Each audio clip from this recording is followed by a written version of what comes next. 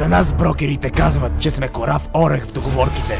Обучени никога да не отстъпваме, винаги да се оправдаваме с пазара. До приключване на сделката, най-голямото постижение в живота ни.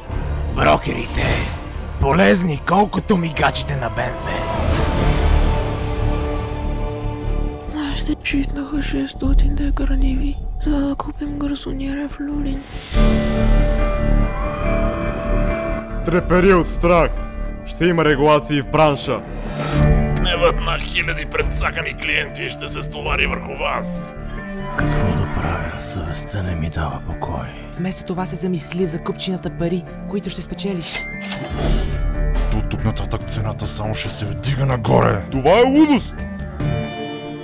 Лудост. Това е българския имотен пазар!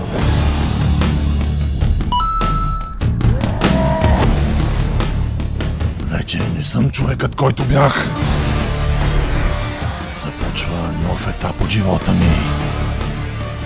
Готов съм да им пробутам всичко. И при цена от 300 000 евро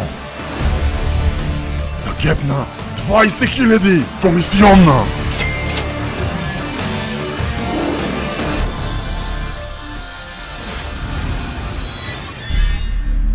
Колеги, до вечера ви каня на банкет!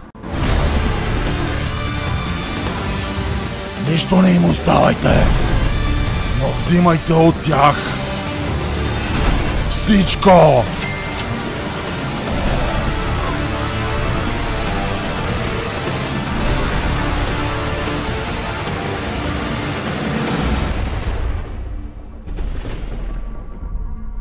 Бих продал и майка си.